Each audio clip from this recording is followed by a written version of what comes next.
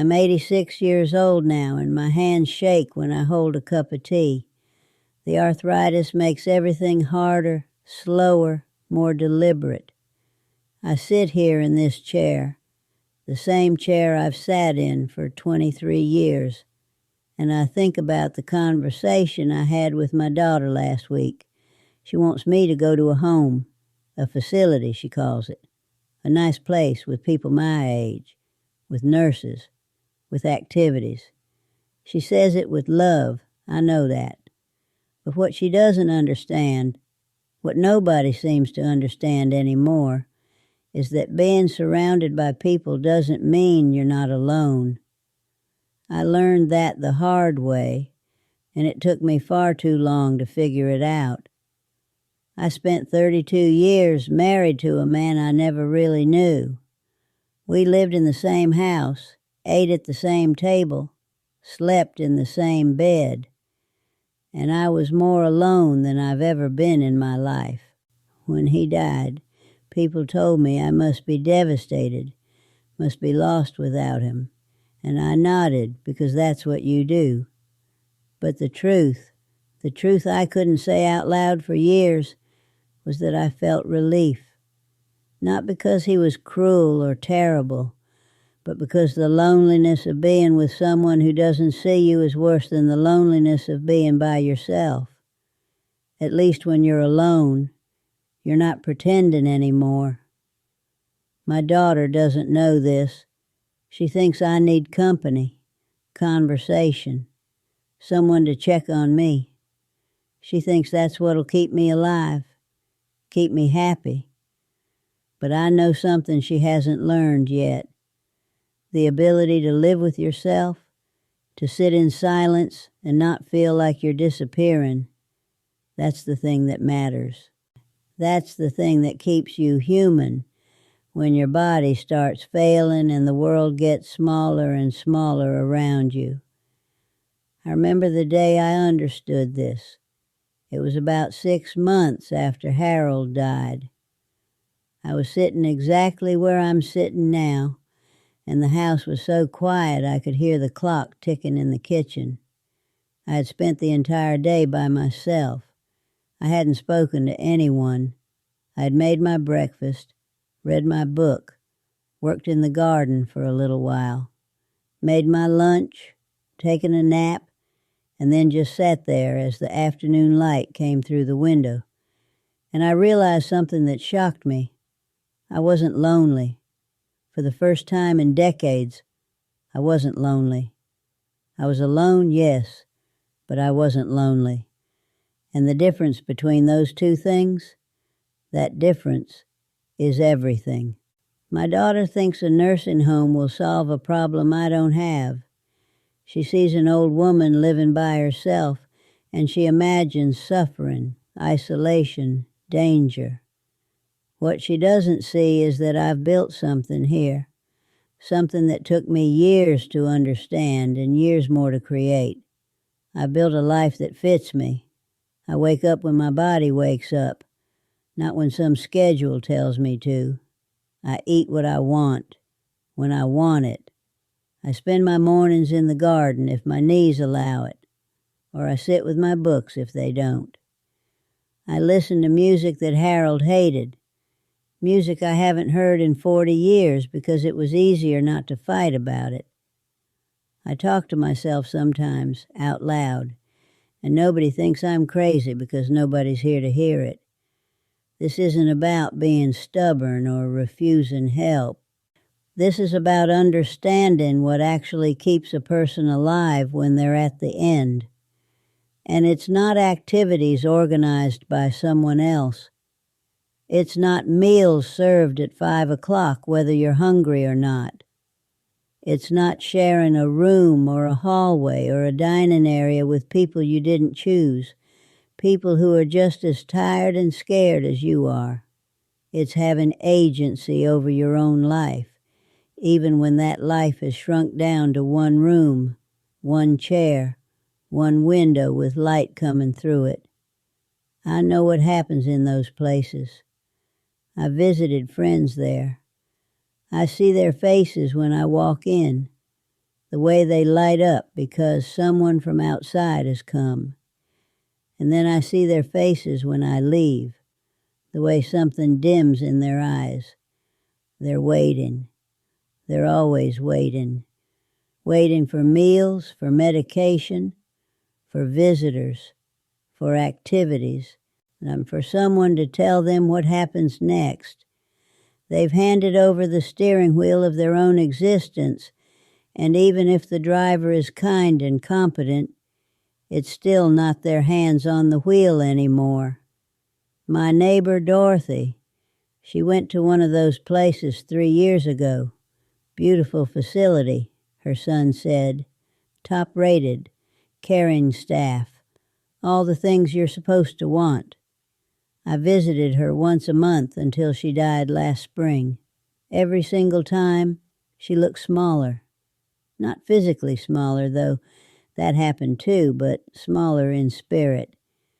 She would tell me about the activities, the bingo, the movie nights, the ice cream socials, and her voice had this hollow quality to it, like she was reciting lines from a script someone else had written.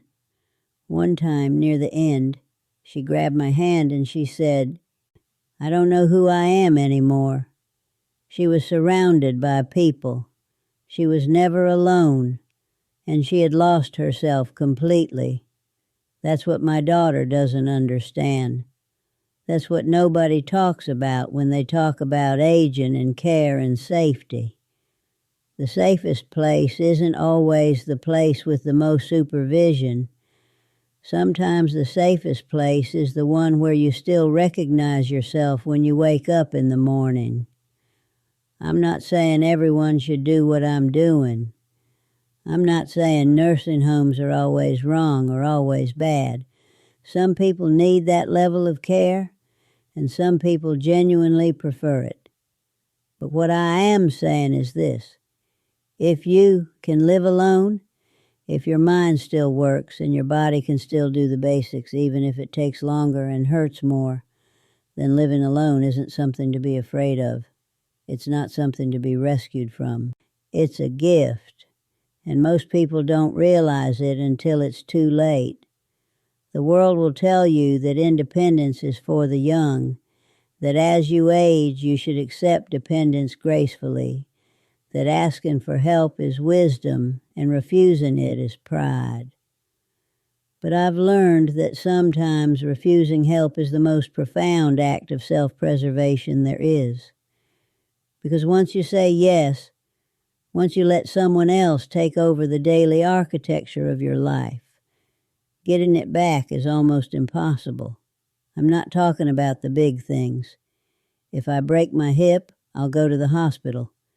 If I get dementia, I'll need care I can't provide for myself. I'm talking about this moment, right now, when I still can, when I can still make my coffee the way I like it, still choose whether to wear the blue sweater or the gray one, still decide if today is a day for music or silence. If this matters to you, stay with me. I have more to say and not many people left who want to listen. The problem started, I think, when we began to believe that being alone was the same thing as being abandoned. Somewhere along the way, society decided that an old person living by themselves was a tragedy waiting to happen, a problem that needed solving. And maybe sometimes that's true, but more often, what I've seen is that the real tragedy isn't the solitude. It's the loss of self that comes when you're removed from it before you're ready. I had a friend named Margaret who lived 3 blocks from me for almost 40 years. We'd have coffee every Thursday morning, rain or shine. She was sharper than I'll ever be, could do the crossword puzzle in pen, remembered everyone's birthday without writing it down. Her son lived in California, and he worried. He worried constantly. Every phone call was about her living alone, about what could happen, about the what-ifs. What if she fell? What if she forgot to turn off the stove? What if there was an emergency and nobody was there? Margaret used to laugh about it, but I could see it wearing on her. The constant implication that her independence was irresponsible, that staying in her own home was selfish, that she was making everyone worry by insisting on her own life. Finally, about 4 years ago, she gave in, not because she needed to, but because she was tired of being made to feel like a burden for wanting to wake up in her own bed. I helped her pack. I remember standing in her kitchen, wrapping her dishes in newspaper, and she kept saying it would be fine. It would be an adventure. Maybe it would be nice not to cook anymore, not to clean, not to worry about the lawn. She was trying to convince herself, and I didn't have the heart to say what I was thinking, that she was packing up more than dishes, that she was wrapping up her autonomy in that newspaper too, and once it was boxed up and given away, getting it back would be impossible. I visited her 2 months later. The facility was exactly what they'd promised. Clean, bright, staff members who smiled and knew her name. Her room had a window and her favorite chair and pictures of her grandchildren on the dresser. It looked fine. It looked safe. But Margaret looked different. She was sitting in that favorite chair, and she looked like she was visiting someone else's life, and like she was a guest in a space that was supposed to be hers, but would never really be hers because she hadn't chosen a single thing about how it worked. She told me about the schedule. Breakfast at 7:30, lunch at noon, dinner at 5. Activities at 2 and 7. Medication rounds at 8, 2, and 8. Lights suggested off at 10. She told me this in the same tone you'd use to describe a prison sentence you'd accepted because the alternative seemed worse. And the worst part was, she was starting to believe she'd made the right choice, because everyone kept telling her she had, because her son was relieved, because it was easier than fighting. 3 months after that visit, Margaret stopped doing the crossword puzzles. When I asked her about it, she said she didn't see the point anymore. 6 months later, she stopped reading the books she used to devour one after another. A year later, when I visited, she didn't want to leave her room for lunch. She said she was tired, but it wasn't that kind of tired. It was the tired that comes when you stop participating in your own existence. She died 8 months after that. Pneumonia, officially. But I think she died of something else. She died of not being herself anymore. I don't tell you this to be cruel or to scare anyone. I tell you this because it's true, and because nobody wants to say it out loud. We've created this idea that putting someone in a care facility is love, is responsibility, is the right thing to do. And sometimes it is. But sometimes it's just easier for everyone else.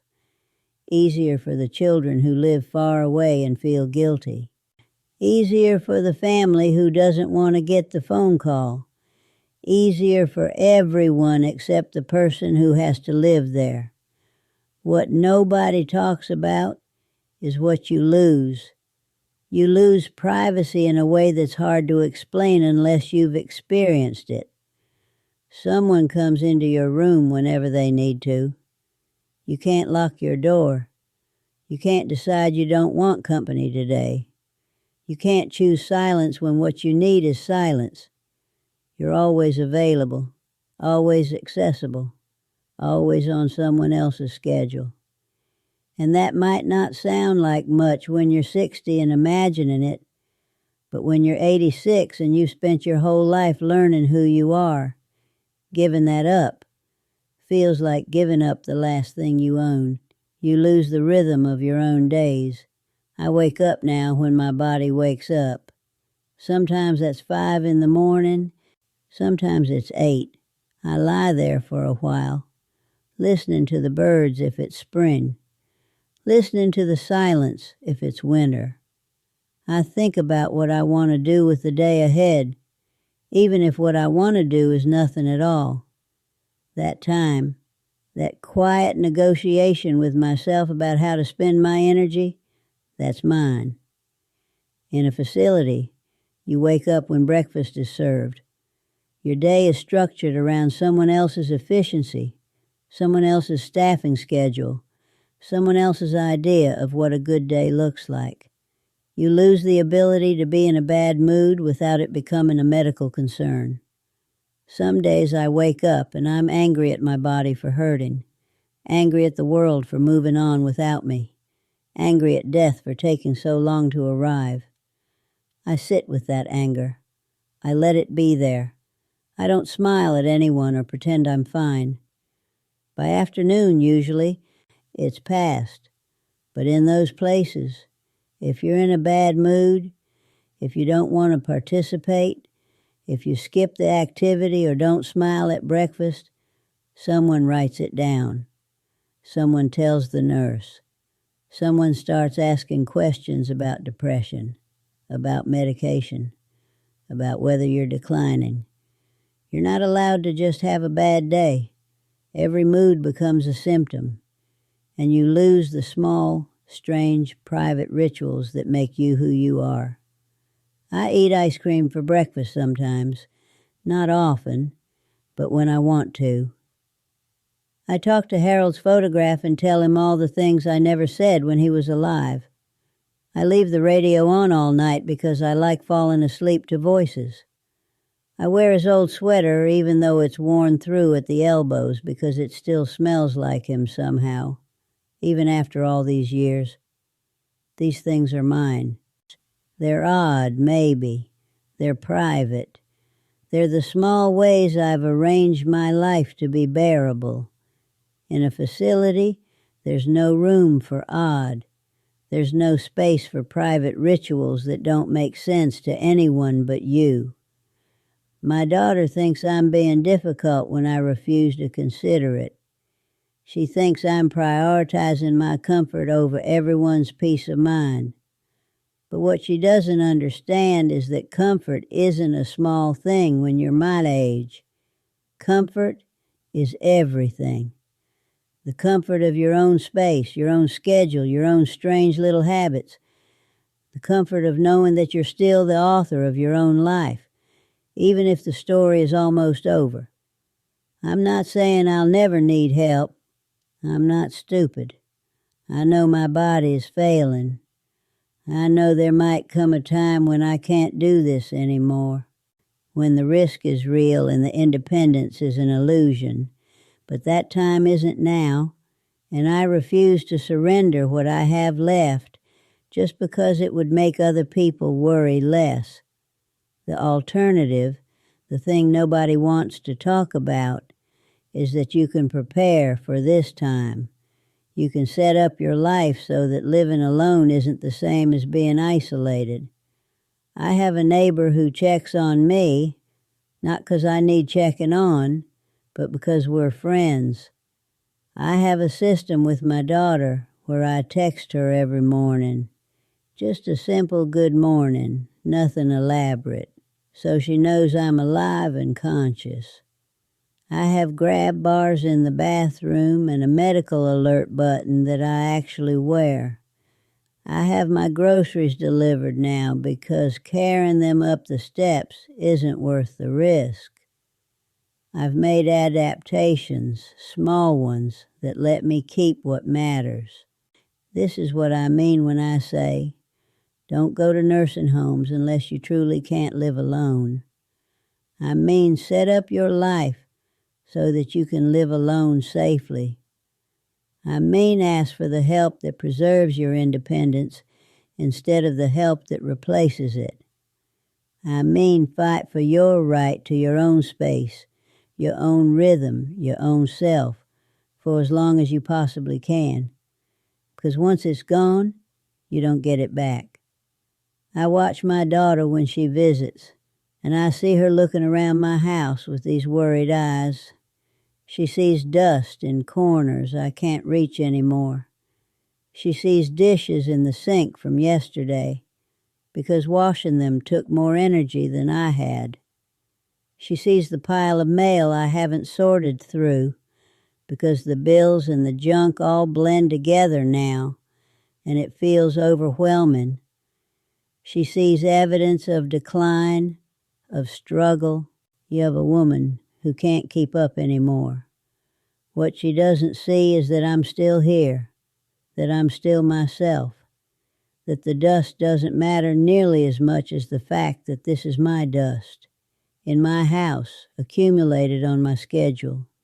She wants to fix things. I understand that. When you love someone, you want to fix what's broken. But I'm not broken. I'm old. There's a difference, and it's a difference the world doesn't want to acknowledge. Being old means things take longer, hurt more, require more rest. It doesn't mean you've stopped being a person with preferences and dignity and the right to choose discomfort over displacement. Last month she brought me brochures, 3 different places, all within 20 minutes of her house. She'd done research, made phone calls, even visited 2 of them. She sat at my kitchen table and spread them out like she was showing me vacation destinations. Look at this one, Mom. They have a garden. This one does movie nights. This one has a salon right in the building. And I looked at those brochures, at the smiling old people in the photographs, all of them looking so content and cared for. And I felt something close to rage, not at her, at the whole situation, at the fact that we've built a society where the solution to aging is removal, where the answer to needing help is institutional care, where we can't imagine a world where people age in their own homes with support that comes to them instead of requiring them to go somewhere else. We can deliver food, deliver medicine, deliver entertainment, deliver everything else in the world to your door. But somehow we can't deliver care in a way that lets people stay where they belong. I told her no. I said it as gently as I could, but I said it firmly. And I watched her face do that thing it does when she's trying not to cry, trying not to lose her patience with me, trying to understand why I won't let her help. She said, Mom, what if something happens? What if you fall and no one finds you for hours? What if you forget to eat? What if there's a fire? And I wanted to say, what if I lose myself? What if I spend my last years not knowing who I am anymore? What if I die having forgotten what it feels like to be me? But I didn't say that because she wouldn't understand. Not yet. Not until she's old enough to know that there are worse things than dying alone. Like dying surrounded by people while being completely alone inside yourself. Instead, I told her about Mrs. Chen. Mrs. Chen lived next door to me for 15 years. Tiny woman, barely 5 feet tall, with hands that shook from Parkinson's, but a mind that stayed sharp until the very end. Her family put her in a home 7 years ago. Not because she needed it, not really, but because they felt guilty. She had 3 children, and none of them lived close enough to check on her daily. And that guilt, that distance, it ate at them until they convinced themselves and her that a facility was the loving choice. I visited Mrs. Chen every few weeks for the first year, then every month, then less, because it got too hard to see what was happening to her.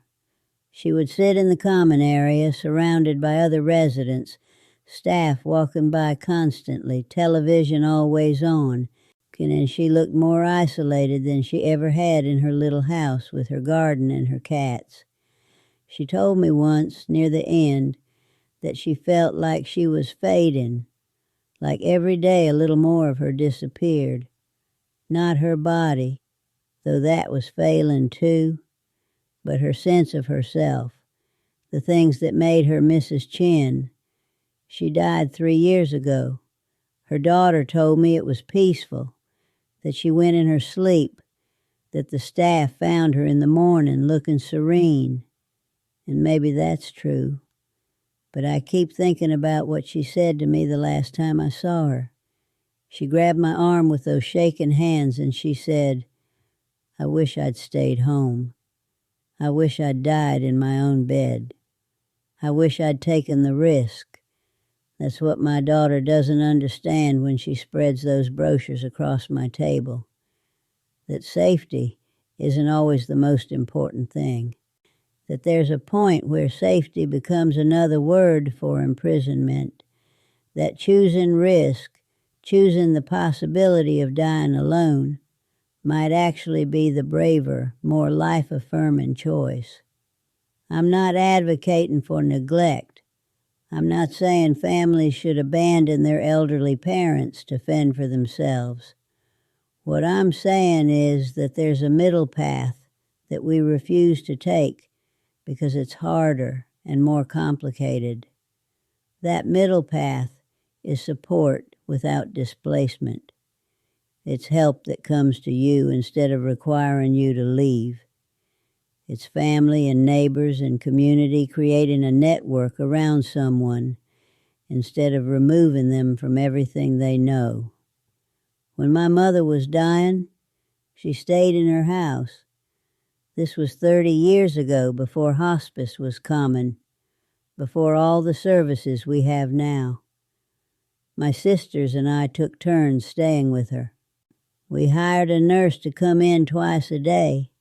We had neighbors who brought food, who sat with her so we could rest, who treated her death as a community event rather than a private tragedy. She died in the bedroom where she'd slept for 45 years, in the bed she'd shared with my father, surrounded by her things and her people. It was hard. It was messy. It was exhausting. It was also beautiful. That's what I want. Not the dying part, not yet, though that'll come soon enough. But I want the staying part. I want to be in my space, with my things, living according to my own rhythm for as long as I possibly can. And when I can't anymore, when the day comes that I truly need more care than can be brought to me, then we'll talk about alternatives. But that day isn't today. There are things you can do if you want to stay in your own home.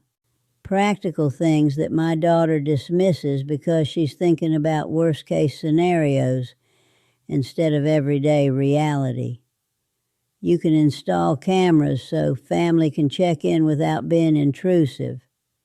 You can get medical alert systems that detect falls automatically. You can hire someone to come in once or twice a week to help with cleaning, with bathing, with the tasks that have become too difficult. You can set up medication dispensers that alarm if you forget. You can arrange for meal delivery or grocery delivery. You can join a telephone check-in service where someone calls every day at the same time. None of these things are perfect. All of them have limitations. But they share one crucial quality that institutional care doesn't have. They let you stay yourself. They work around your life instead of requiring you to fit into someone else's structure. They're support instead of replacement. I have a woman named Patricia who comes every Tuesday. She helps me change the sheets, clean the bathroom, reach the high shelves. We've been doing this for 2 years now. She knows how I like things. She knows to leave the books stacked on the coffee table, even though it looks messy. She knows not to move the pills on the counter because I've got them arranged in a specific order. She knows that Tuesdays are hard for me, that it's the day Harold died, and I'm always quieter, sadder, harder to reach. She works around that. She doesn't try to cheer me up or tell me to join a grief group or suggest that I'd feel better somewhere else. She just does her work and leaves me to my grief and comes back the next week. That's the kind of help that works, the kind that preserves dignity while acknowledging limitation. My daughter wants to replace me with a version of myself that's easier to manage, safer to monitor, less likely to cause anyone worry. But that version wouldn't be me anymore. If you're someone listening to this and you have aging parents, I need you to hear me. Your worry is real and valid. Your fear of getting that phone call is legitimate. Your guilt about not being there enough is understandable. But please, before you start looking at facilities, before you start those conversations about how much safer and better it would be, ask yourself something.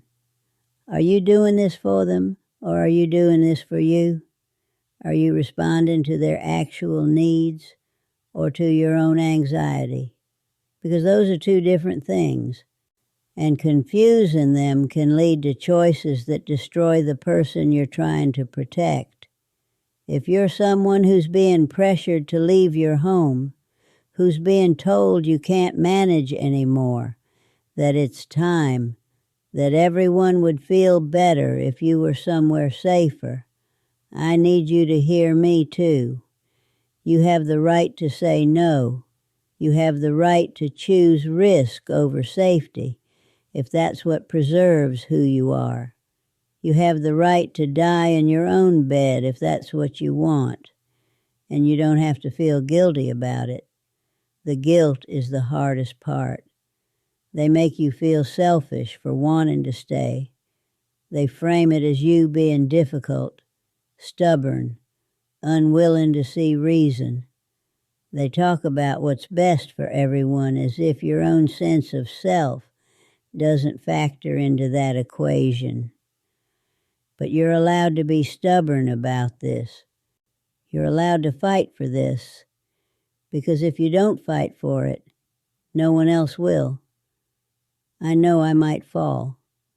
I know I might have a medical emergency with no one here. I know I might die alone with my body not found for hours or even days. I know all the risks my daughter lies awake at night imagining. But I also know what it feels like to wake up in my own bed, in my own house, with my own life still surrounding me. And I'll take the risk of dying alone over the certainty of living as someone I don't recognize. If what I'm saying resonates with you, if you understand this fight, then stay with me. I'm not finished yet. 9:37.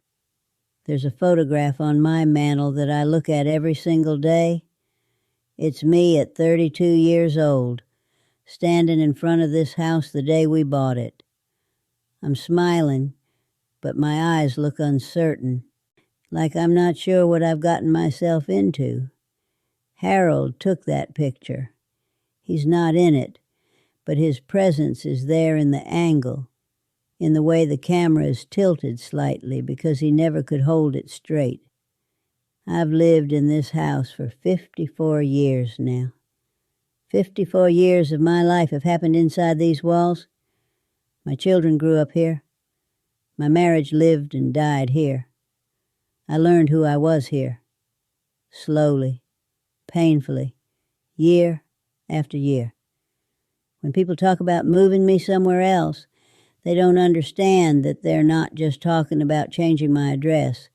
They're talking about erasing the physical evidence of my entire adult life. Every room in this house holds memory. The kitchen where I taught my daughter to make pie crust. The living room where I sat alone the night Harold told me he'd never really loved me the way I needed. The bedroom where I finally learned to sleep peacefully by myself. The garden where I buried 3 cats and planted roses that still bloom every June. This isn't just a house. It's the archive of my existence. I understand that not everyone feels this way about where they live. Some people move easily, adapt quickly, see homes as interchangeable spaces. But for those of us who are rooted, who have grown into our spaces the way trees grow into soil, being uprooted isn't a simple relocation. It's an amputation. My body is failing in the ways bodies fail when they're 86 years old. My knees barely bend anymore. My hands can't grip the way they used to. I get dizzy when I stand up too fast. I forget words, names, what I was doing when I walked into a room. Some days I hurt so much that getting out of bed feels like an accomplishment worthy of celebration. I know all this. I live with all this. But my mind is still here. My sense of who I am is still intact. And as long as that's true, I deserve to decide where I live and how I live there. The alternative people keep pushing is presented as care, but it's also control. It's the assumption that once you reach a certain age or a certain level of disability, you forfeit your right to autonomy. That safety becomes more important than selfhood. That keeping you alive takes precedence over keeping you yourself. And I reject that completely. I reject the idea that my daughter's peace of mind matters more than my daily experience of being alive. I reject the notion that avoiding risk is the highest good. I reject the premise that I owe anyone a sanitized, supervised version of my final years. There's something nobody tells you about getting old. They talk about the physical decline, the aches and limitations, the way your body betrays you bit by bit.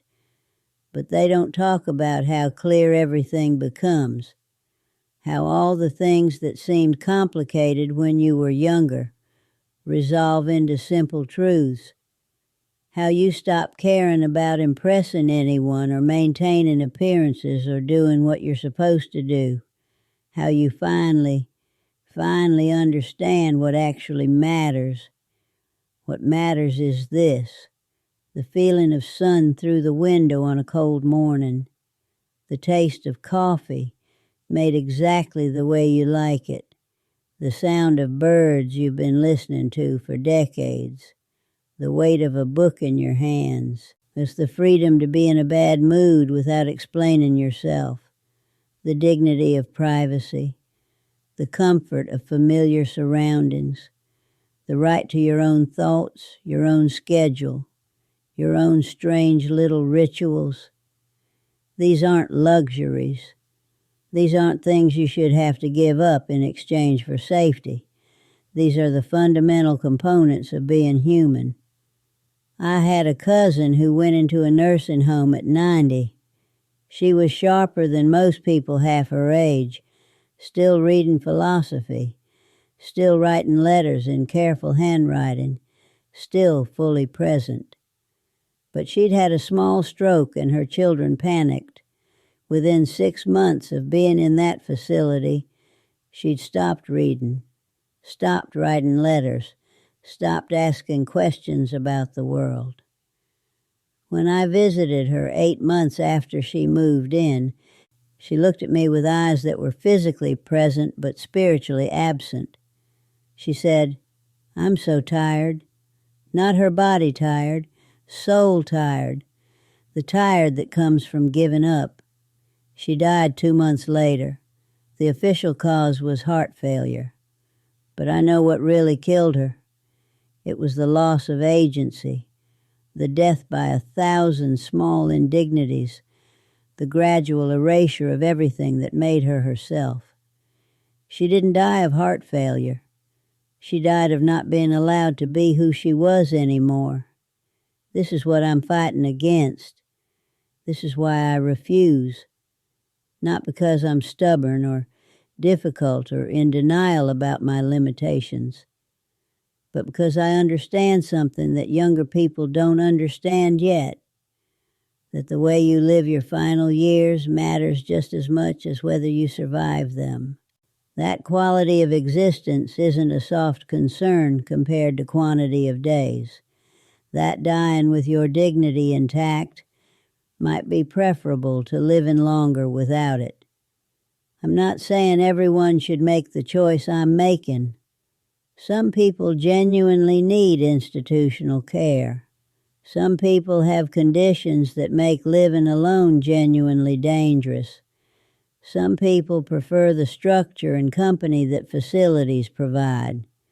Those people should absolutely have access to good quality care. What I'm saying is that it shouldn't be the default. It shouldn't be the only option presented. It shouldn't be framed as the responsible, loving choice when staying home is framed as risky and selfish. We need to build a different kind of system, one that brings care to people instead of moving people to care, one that wraps support around someone's existing life instead of requiring them to abandon that life entirely, one that treats autonomy as sacred, as something to preserve at almost any cost. We have the technology. We have the resources. What we lack is the will to imagine something different than what we've always done. My grandfather died in 1960 in the same house where he was born. He was 89 years old. My grandmother took care of him with help from neighbors and family. He died in his own bed, in his own room, surrounded by his own things. By the time I'm gone, that kind of death will seem almost unimaginable to most people.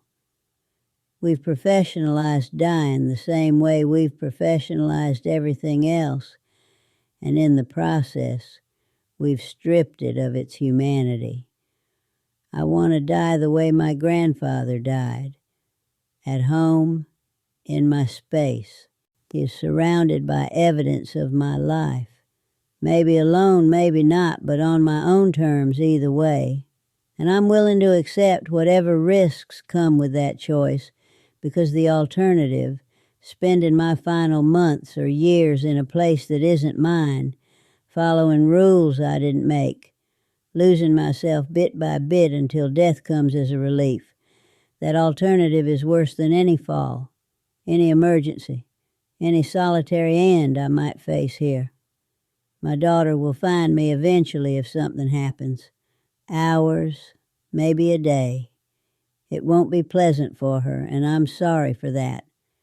But I'd rather her deal with that brief horror than watch me disappear slowly over months or years in a facility somewhere. I'd rather she remember me as myself, stubborn and difficult and insisting on my own way right up to the end, than remember me as the diminished, confused, compliant version of myself I would become if I gave in to what she wants. This is my message to anyone who's facing this decision, either for themselves or for someone they love. Don't let fear make your choices. Don't let guilt drive your decisions. Don't confuse safety with care or compliance with love. Fight for the right to stay yourself for as long as possible. Fight for home, for autonomy, for the small daily freedoms that make life worth living, even when your body is failing.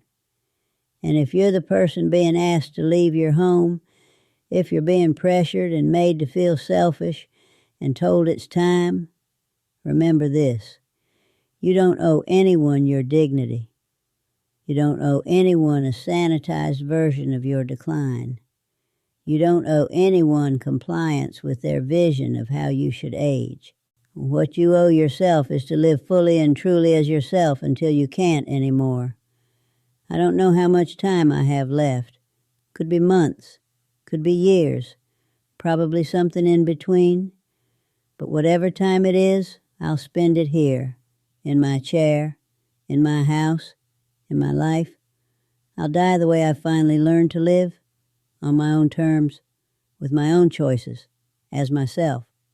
If this resonates, share this video, leave a comment, tell me what you're going to do differently. Subscribe, because I have more truths to share, and not much time left. The clock is ticking for all of us. What are you going to do with your time?